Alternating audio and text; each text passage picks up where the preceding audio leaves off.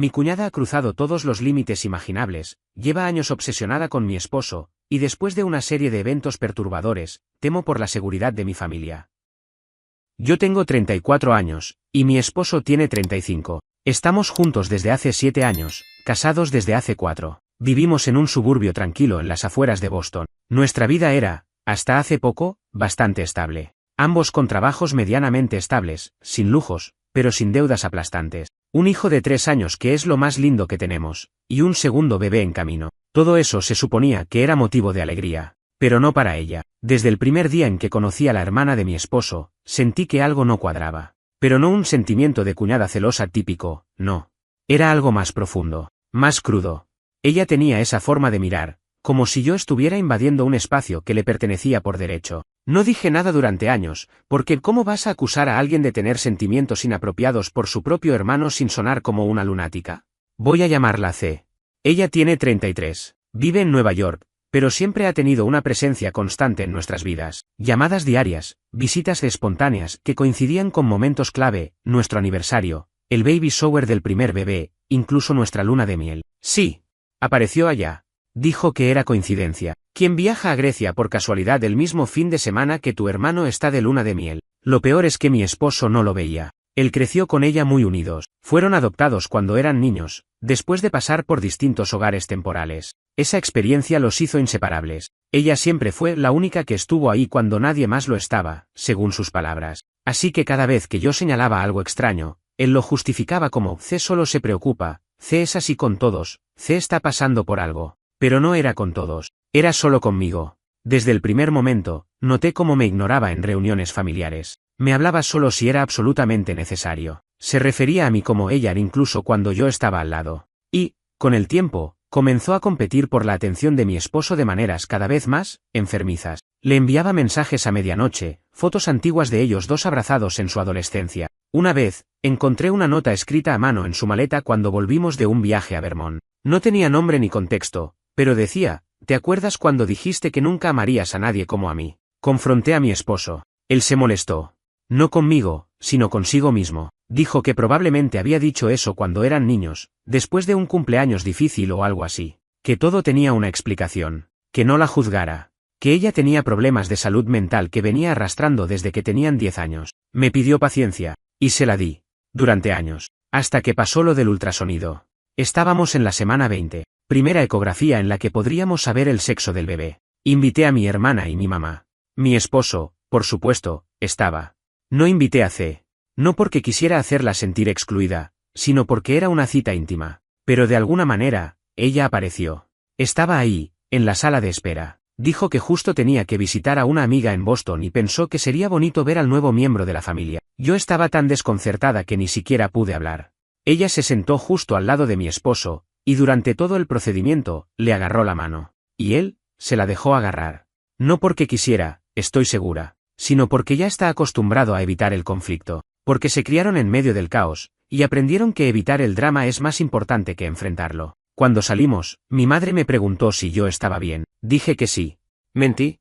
Esa noche, C se quedó en nuestra casa solo por una noche. Yo dormí con náuseas, con ansiedad.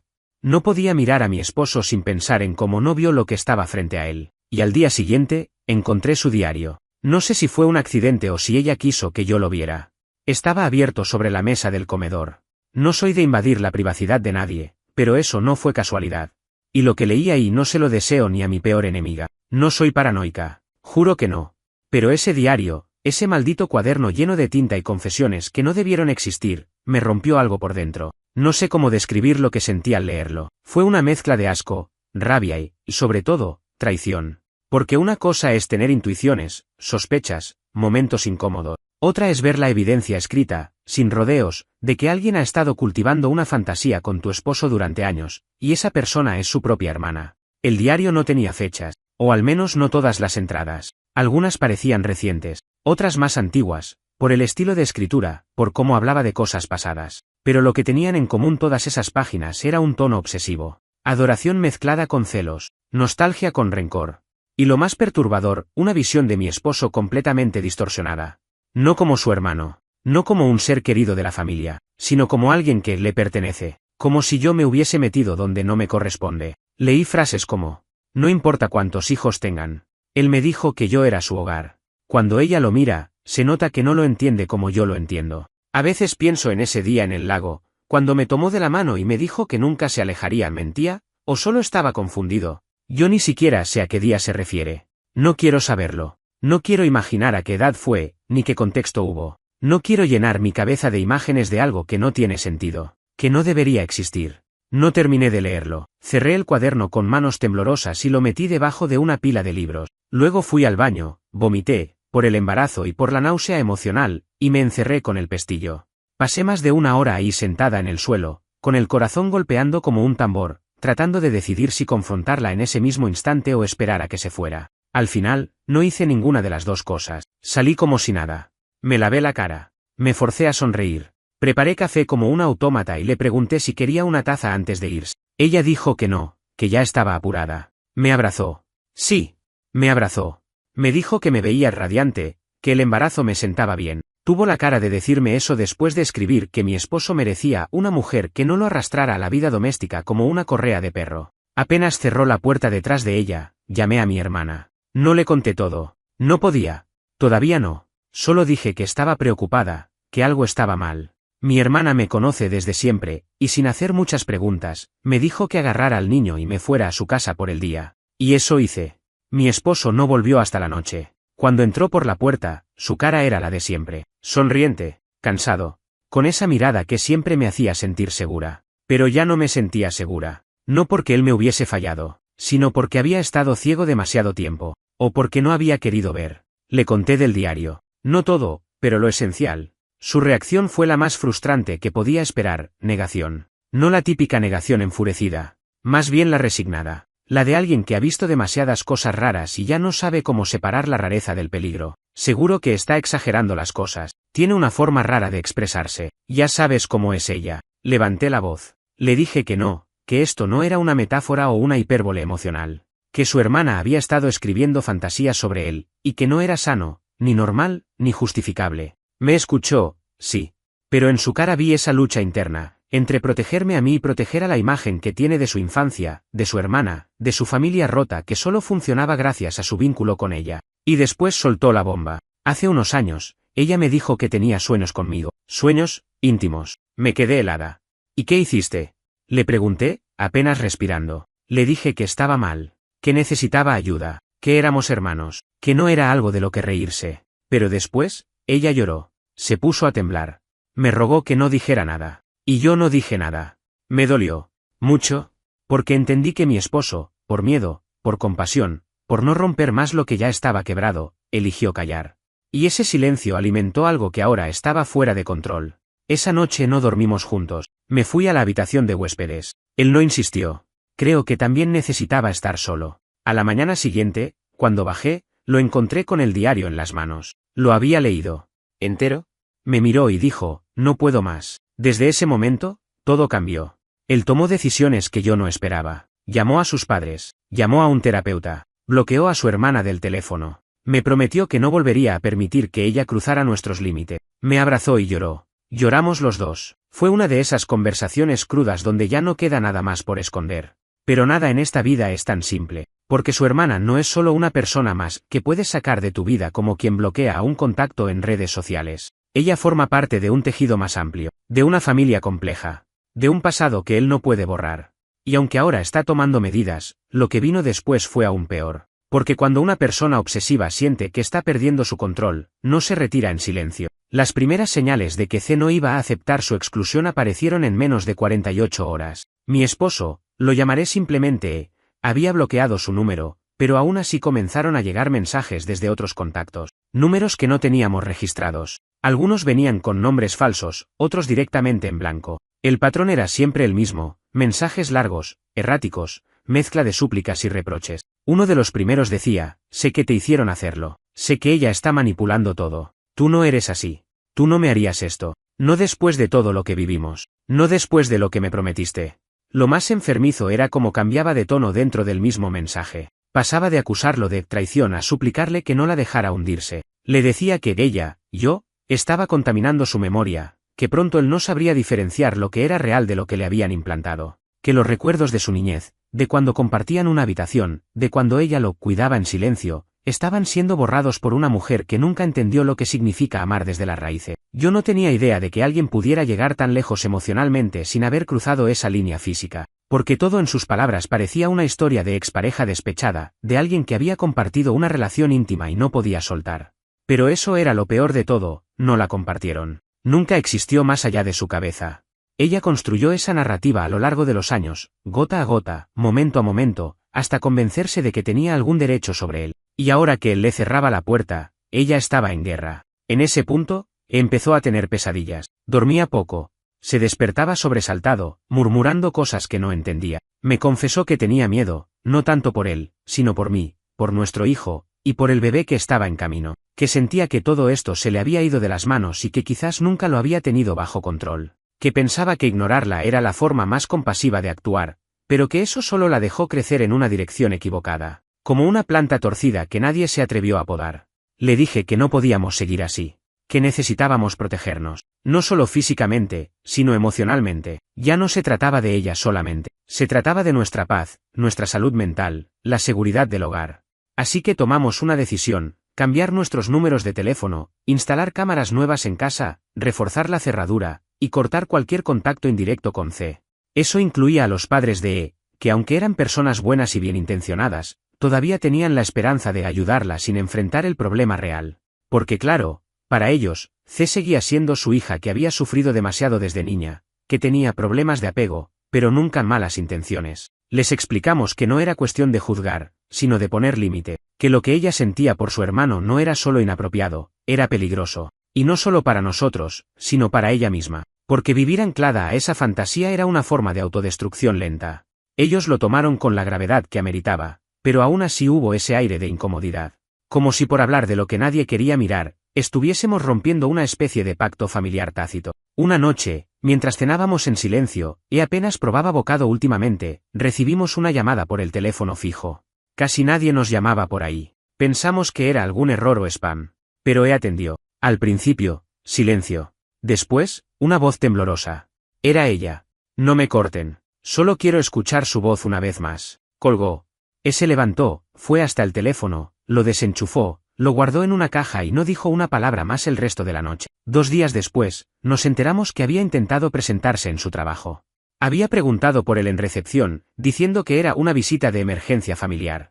Por suerte, los empleados tenían instrucciones claras sobre visitas no autorizadas. No la dejaron pasar. Nos llamaron de inmediato. Fue entonces cuando comprendimos que estábamos tratando con algo más profundo. No solo obsesión, sino descontrol total.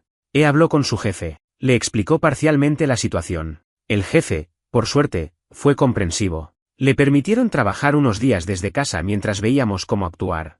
Ahí fue cuando decidió contarle a su hermana biológica. Ella no estaba tan cercana a C, pero igual se mostró conmocionada. Dijo que siempre pensó que C tenía un apego raro a E, pero que jamás se imaginó que hubiese llegado tan lejos. Y soltó un dato que nos dejó helados. Cuando estábamos en la universidad, C solía leer en voz alta fragmentos de cuentos, inspirados en su familia. Pero cuando los escuchabas bien, eran claramente sobre ustedes dos. Amor prohibido entre hermanos, cosas así. Creí que era una fase oscura o una forma de procesar su infancia, ahora no estoy tan segura. Se quedó callado por minutos. Me miró. Y por primera vez desde que todo empezó, vi miedo en sus ojos. No confusión, no tristeza. Miedo real. No sabemos hasta dónde va a llegar.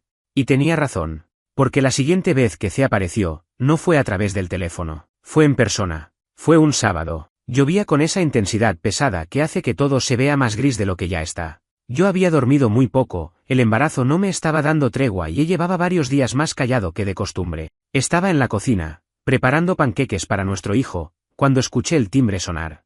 No un timbrazo casual. Sonó como alguien que presiona y no suelta. Instintivamente, se me revolvió el estómago. Se asomó por la ventana del pasillo. Se quedó congelado. Me dijo, es ella. Ni siquiera me dio tiempo de procesarlo. El niño estaba en la sala viendo caricaturas, ajeno a todo. Me dijo, sube con él al cuarto, cierra la puerta. No abras hasta que yo diga.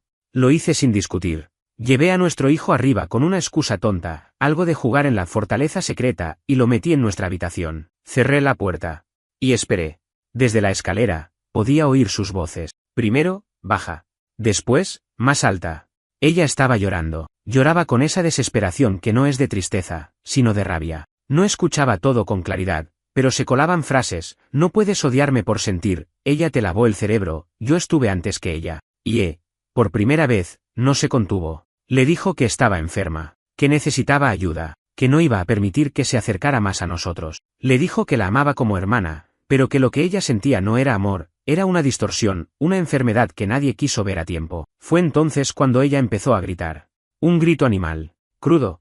Dijo cosas que aún hoy me cuesta repetir, que yo era una incubadora sin alma, que mi hijo no era más que una trampa biológica, que estaba atrapado y no podía verlo porque estaba nublado por las hormonas de una extraña. Dijo que lo único que necesitaba era una oportunidad de estar a solas con él, sin mis interferencias, para recordarle quién era realmente. Y luego intentó entrar. Literalmente, empujó la puerta con el cuerpo. Tuvo que bloquearla con su propio peso. Le dijo que iba a llamar a la policía si no se iba en ese momento. Ella gritaba que no se iba a mover, que si él no salía con ella, iba a quedarse en la entrada hasta que la verdad saliera a la luz. Fue un vecino quien intervino. Un hombre mayor que vive al frente y que nos conoce desde hace años. Cruzó la calle y le gritó que se fuera antes de que llamara a la policía él mismo. Eso la hizo reaccionar. No por vergüenza. Por miedo a que la sacaran esposada. Se fue caminando, pero no sin antes decir algo que me taladró los oídos: esto no termina aquí. Después de eso, no hubo más dudas, ni excusas, ni esperanzas de que solo necesitaba tiempo. Y yo hablamos esa misma noche con un abogado. Nos recomendó iniciar un procedimiento para obtener una orden de alejamiento. También nos dijo que, dadas las circunstancias, embarazo, niño pequeño, acoso persistente, intento de irrupción en el hogar, había una buena probabilidad de que la obtuviéramos, pero el problema no era solo legal, era emocional. Esa noche, se quebró.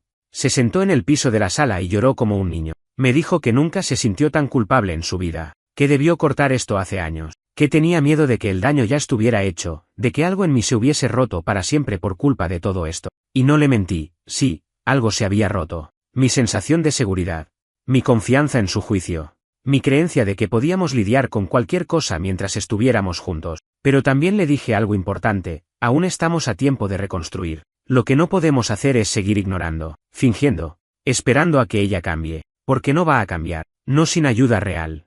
Y no mientras siga pensando que tiene una oportunidad. Lo que no sabíamos era que C no iba a quedarse de brazos cruzados mientras nosotros tomábamos acciones legales. Días después, recibimos una carta, escrita a mano. Dejaron el sobre bajo la puerta del garaje, sin remitente, sin dirección. Pero la letra era inconfundible. Dentro, había solo una hoja. Y una fotografía. La hoja decía: te dije que no ibas a poder esconderte de mí. Esto apenas comienza. La foto era de nosotros, mi hijo, y yo en un parque, hacía apenas unos días. Yo con panza, él empujando el cochecito, el niño corriendo. Era una foto tomada a distancia, con zoom, oculta. Ahí fue cuando el miedo se volvió real, tangible. Ella había estado siguiéndonos. Después de recibir esa carta con la foto, algo en mí cambió de forma definitiva. Ya no era solo ansiedad o desconfianza. Era pánico. Pero no ese miedo difuso que uno siente ante lo incierto. Era miedo concreto, físico, que te quita el sueño y te deja el cuerpo entumecido. Me sentía como si nos estuvieran cazando. Como si esa mujer, porque ya no podía llamarla cuñada en mi cabeza, estuviera jugando con nuestro sentido de seguridad solo para demostrar que podía quebrarlo cuando quisiera. La fotografía era nítida, tomada desde lejos, pero bien enfocada. No era una casualidad. No era que alguien pasaba y nos capturó por accidente. Era una acción deliberada, premeditada. Alguien que nos estaba observando, calculando, esperando el momento de dejar rastro de su presencia para desestabilizarnos. Mi hijo no entendía, claro. Pero incluso él, con 3 años, notaba que mamá y papá estaban muy callados. Empezó a hacer preguntas como: ¿por qué ya no vamos al parque? ¿O por qué no viene más nadie a casa? Y eso partía el alma, porque los niños no entienden las dinámicas del acoso psicológico, pero absorben cada tensión como una esponja. Y en casa, la tensión se respiraba como smog. Él llamó de inmediato a la policía. Mostró la carta y la foto. El oficial que vino a nuestra casa no era especialmente empático, ni lo esperaba, pero hizo su trabajo, tomó nota, hizo un informe, nos dijo que deberíamos reforzar nuestras cámaras de seguridad y que presentar la orden de alejamiento con este nuevo elemento de hostigamiento probablemente aceleraría el proceso. Yo no salí de casa durante 5 días seguidos. Literalmente no puse un pie fuera. Compramos por delivery, pospuse los controles del embarazo, no llevé al niño a la guardería. E intentó mantener la rutina, pero se le notaba cada vez más desgastado. Se levantaba en medio de la noche a revisar las cámaras. Saltaba cada vez que sonaba una notificación en su celular. Y en los momentos de calma, se sentaba solo, en silencio, con los ojos clavados en algún punto sin mirar nada. Un día, finalmente, me quebré. Me encerré en el baño y grité. No lloré. No golpeé nada. Solo grité. Un grito seco, desesperado. Como si de repente ya no pudiera aguantar la presión acumulada. Me escuchó. Me tocó la puerta, me llamó por mi nombre. No entró. Solo se quedó ahí, repitiendo, lo siento, lo siento, lo siento. Esa misma noche, decidimos que no podíamos esperar más. Al día siguiente, fuimos al juzgado a presentar formalmente la solicitud de la orden de alejamiento. Llevamos todo, capturas de los mensajes, registros de llamadas, el audio de la vez que llamó desde el fijo, una copia de la carta, la foto. Incluso aportamos una copia del diario, la parte más neutral posible, solo para demostrar el patrón obsesivo. El abogado nos dijo que era suficiente, que el caso tenía sustancia. La audiencia fue rápida, virtual, por videollamada. C no se presentó, aunque fue notificada. Nos otorgaron la orden temporal con efecto inmediato. Tenía prohibido acercarse a menos de 500 metros de nosotros, de nuestro hogar, del lugar de trabajo de y de la guardería de nuestro hijo. También se le prohibía cualquier intento de contacto digital. Si violaba cualquiera de esos puntos, la detendrían. Supe que esto no la iba a detener. Esa noche dormimos un poco mejor. Pero fue un respiro corto. Al día siguiente, su madre, mi suegra, nos llamó. No para defenderla. No para justificarla. Sino para advertirnos. C desapareció. Según su madre, esa misma mañana había salido de casa sin decir a dónde iba. No dejó nota, no atendía el celular. No volvió. Ni al final del día, ni a la noche siguiente. Estaban considerando reportarla como desaparecida. Lo que me heló la sangre no fue que se hubiese ido, fue que nadie sabía si su desaparición era una huida, o un movimiento. Porque en mi mente, lo que pesaba era esto, ¿y si se escondía para hacernos daño? Yo no estaba siendo dramática. Teníamos antecedentes, teníamos pruebas, teníamos la fotografía como testimonio de que ella ya había estado escondida, observándonos. Lo que me atormentaba era la idea de que ahora podía estar más cerca de lo que imaginábamos. Llamó a su madre de nuevo. Le pidió que no lo contactara más directamente, que cualquier novedad sobre C la canalizara a través del abogado. Fue duro, pero necesario. En ese punto, el lazo emocional entre y su familia estaba colapsando por completo. Lo peor de todo es que, con cada paso que dábamos hacia protegernos, más se evidenciaba el daño que ya estaba hecho. No se trataba solo de la amenaza externa. Era como si ella nos hubiera contaminado desde adentro. Casi cada conversación giraba en torno a ella. Cada decisión se tomaba pensando si C reaccionaría, si C aparecería. Nos había convertido en satélites girando en torno a su gravedad. Y eso era lo que más me enfermaba. Un par de días después, nos notificaron, la policía había localizado a C en una ciudad a unas 3 horas de distancia. Estaba sola, en un motel barato. Había pagado en efectivo. No parecía alterada. No intentó resistirse cuando un oficial fue a verificar su identidad.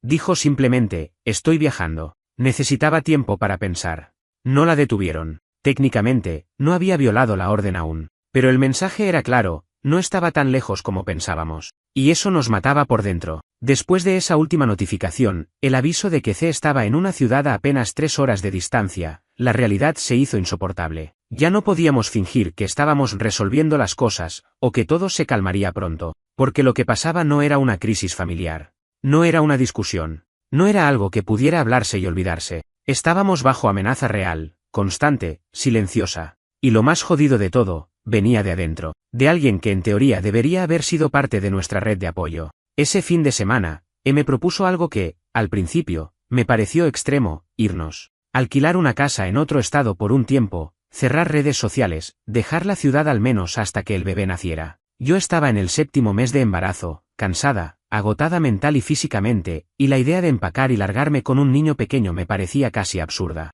Pero después me pregunté qué era más absurdo, cambiar de casa por un par de meses o vivir con miedo cada vez que sonaba un coche afuera. Así que accedí. Rápidamente. Y sin mirar atrás. En 48 horas, encontramos una cabaña en New Hampshire, a unas 5 horas de donde vivíamos. No era ideal. No tenía hospital cerca. La señal de internet era mala. Pero estaba lejos. Estaba rodeada de árboles. No tenía vecinos pegados. Y lo más importante, C no sabía que existía. Habló con su jefe. Pidió licencia familiar. Yo, como docente, ya había entrado en licencia por maternidad anticipada por complicaciones leves del embarazo, así que no tenía que notificar nada. Mi hermana fue la única persona que supo a dónde íbamos. Ni su madre. Ni su padre. ni nadie más. Cuando cerramos la puerta de nuestra casa por última vez antes del exilio, no sentí alivio, sentí derrota. Sentí que huíamos de un campo minado sin haber explotado nada, todavía, como si hubiéramos esquivado bombas, pero sabiendo que no las habíamos desactivado. La cabaña era rústica, pero acogedora.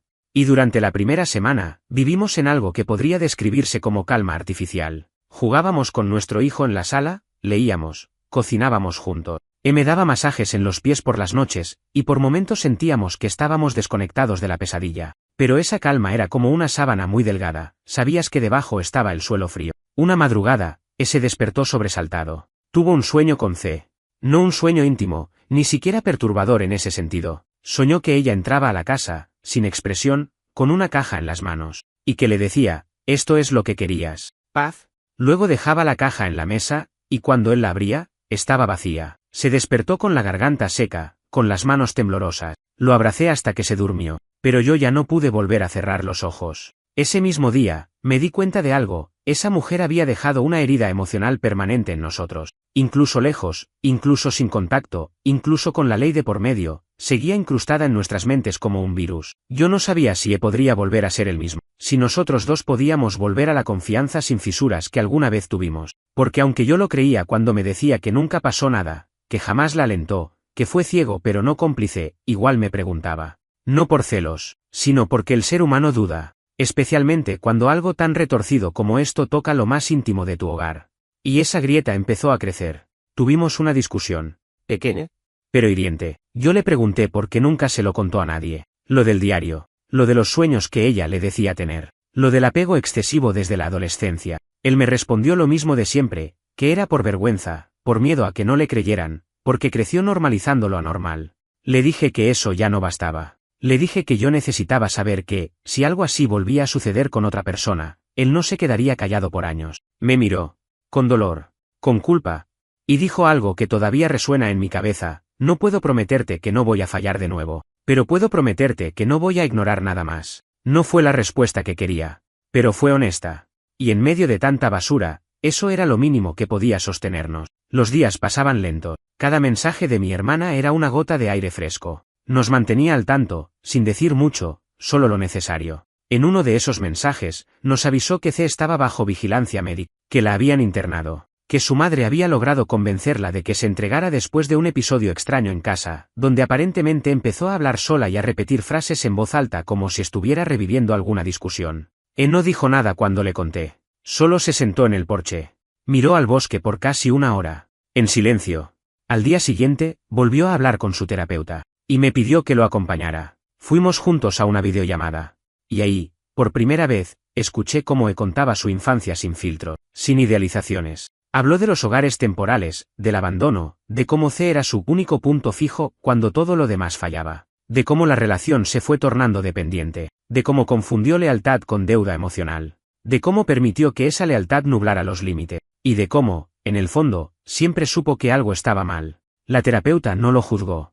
Lo ayudó a trazar una línea entre lo que él sentía como culpa y lo que era responsabilidad de otros, de los adultos que debieron protegerlos, de los familiares que miraron para otro lado, incluso de C, que eligió su narrativa por encima de la verdad.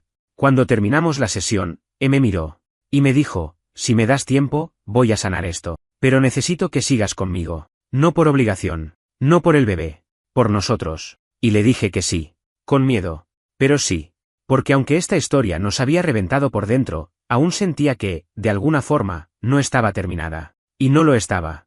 El tiempo en la cabaña, aislados, se volvió un paréntesis raro. Había algo reconfortante en la rutina mínima, en estar rodeados de silencio y árboles en vez de notificaciones y amenazas veladas. Pero también era una especie de pausa incómoda, como si todos estuviéramos conteniendo la respiración, esperando que algo terminara de romperse o de resolverse por sí solo. Y la verdad es que nada se resuelve por sí solo. Pasaron 3 semanas. Empecé a sentir contracciones ligeras, falsas alarmas. Se volvió casi paranoico con cada movimiento. Me llevó 3 veces al hospital más cercano solo para que me dijeran que todo seguía bien, que eran dolores normales. En una de esas visitas, vi por primera vez algo que no había visto en él desde que empezó todo esto, miedo a perderme. No miedo a que me alejara, o a que termináramos. Miedo físico. Miedo a que algo me pasara. Y eso me conectó con él de nuevo. Me recordó quiénes éramos antes del caos. Me recordó que el miedo, cuando es real, también es un punto de encuentro. porque se siente con el cuerpo entero. Y él me sostenía la mano como si mi vida dependiera de eso. Cuando entré en labor real, fue de madrugada. Rápido. Intenso. El bebé nació bien. Sano. Hermoso. Un niño. Lloró apenas lo sacaron, y yo también lloré. No de felicidad pura, sino de descarga. Como si en ese llanto se fuera parte del peso acumulado. No paraba de besarme la frente. Tenía los ojos rojos, pero sonreía. Lo nombramos con el nombre que habíamos elegido desde el principio, sin influencias, sin historia familiar, sin homenajes. Un nombre limpio, nuestro. Los días siguientes fueron, duros pero luminosos. El bebé dormía poco, comía mucho, lloraba sin avisar. Pero nos devolvía algo que habíamos perdido, foco. Había un ser humano completamente nuevo en medio de todo. Una vida que no conocía ni a C, ni el pasado, ni el caos. Solo nos conocía a nosotros. Y nos miraba como si fuéramos suficientes. Después del nacimiento, recibimos un correo certificado. Venía del hospital psiquiátrico donde C estaba internada. No una carta suya, eso habría sido un error legal, sino una comunicación formal. Informaban que estaba en tratamiento, en fase inicial, sin posibilidad de recibir visitas o contacto externo, pero estable. La decisión de enviarlo no fue suya, sino del centro. Nos dijeron que, como familia directa y beneficiarios de la orden judicial, teníamos derecho a estar informados de su estado general, y que cualquier intento de ella por contactarnos sería bloqueado. Él lo leyó entero. Luego lo rompió en pedazos y lo tiró al fuego de la chimenea sin decir una palabra. Estuvimos 2 meses en la cabaña. Volver a casa fue, raro. Como regresar a una escena de crimen limpia. Todo estaba en su lugar, pero la energía era otra. Pusimos nuevas cerraduras, renovamos algunas cosas del cuarto del bebé, hicimos limpieza profunda. No por higiene, por necesidad simbólica. Sacar todo lo viejo. Lo tóxico. Nuestros amigos más cercanos vinieron a ver al bebé. Mi hermana pasó unos días con nosotros. La familia de E, por su lado, siguió en modo silencioso. Su madre le escribió una sola vez, breve, nos alegra saber que están bien. Aquí seguimos si algún día quieren retomar el contacto. Respetamos su distancia. Él no respondió. Después de un tiempo, una de sus tías, una mujer muy directa que siempre había dicho lo que nadie quería oír en esa familia, lo llamó. Le dijo algo que fue difícil pero necesario. Siempre supimos que había algo raro con C. Pero nadie quería ser el que lo dijera. Nos callamos. Y eso fue complicidad. ¿Perdón? Colgó y lloró en silencio durante un rato. No dijo nada más. Yo, por dentro, empecé a entender que todo esto no iba a desaparecer. No iba a quedar atrás como una pesadilla con fecha de vencimiento. Iba a seguir con nosotros. Como un recuerdo sucio, como una alerta encendida. Pero también como una prueba superada. Porque lo que pasamos podría haber roto a cualquiera. Hubo una última cosa antes de cerrar el ciclo. Un día, semanas después de volver, abrí la puerta por la mañana y encontré un sobre en el buzón. Sin remitente. Dentro, una sola hoja. Un dibujo infantil. Una casa. Un hombre, una mujer, 2 niños. Y una figura más pequeña, dibujada con líneas rojas, fuera de la casa. Llovía sobre esa figura. Y encima, una palabra en letras torpes, observando. No era de C. Lo supe de inmediato. No era su letra, ni su estilo. Era de alguien más. O al menos, eso pensé. Tal vez una broma enferma. Tal vez un mensaje. Nunca lo sabré. Llamamos a la policía. Tomaron el dibujo. Dijeron que no podían hacer mucho con eso, pero lo registrarían como posible violación indirecta de contacto. Pusimos nuevas cámaras. Otra vez. Pero en el fondo, yo ya había cambiado. El miedo me acompañaba, sí.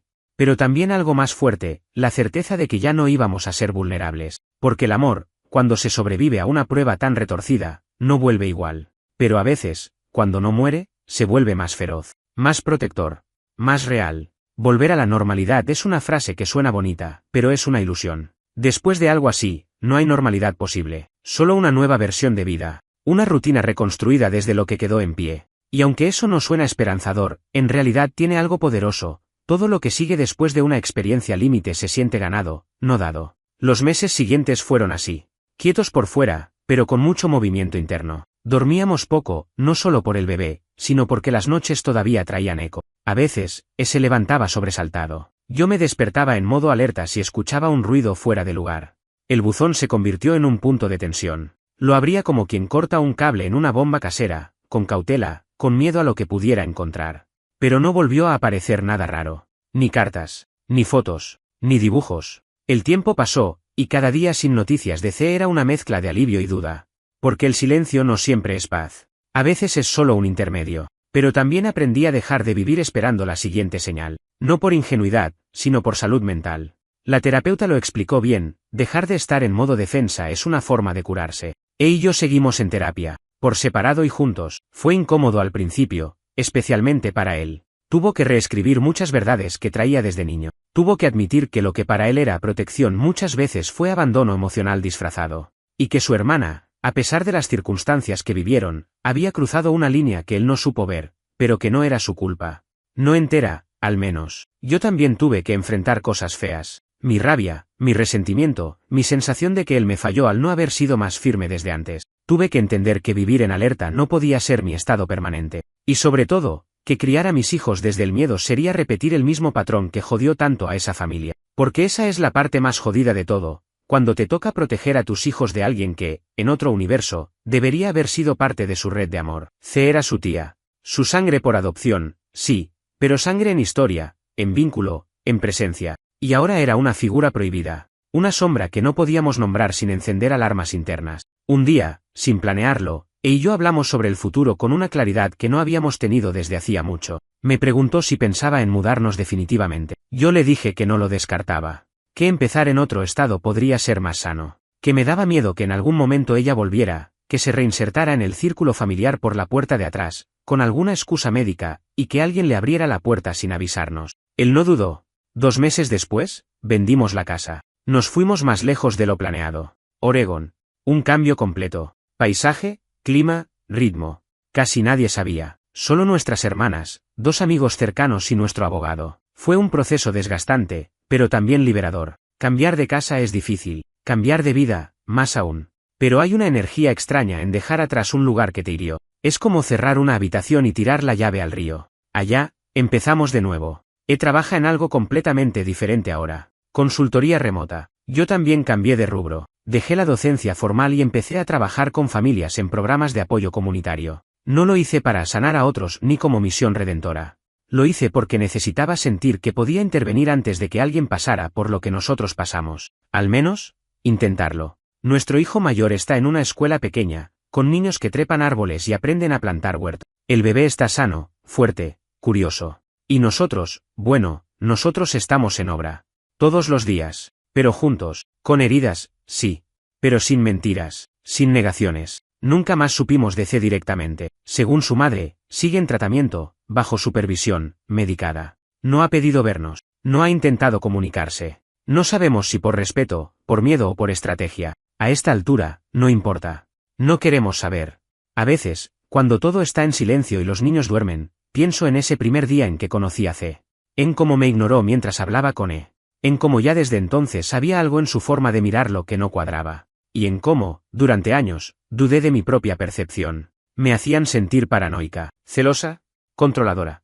Pero yo lo sabía, siempre lo supe. Ese es el mensaje más importante que me dejó todo esto. Cuando algo te incomoda profundamente, aunque no tengas pruebas, aunque los demás lo minimicen, no lo descartes. La intuición no es prueba legal, pero sí es un grito interno. Escúchalo, cuídalo,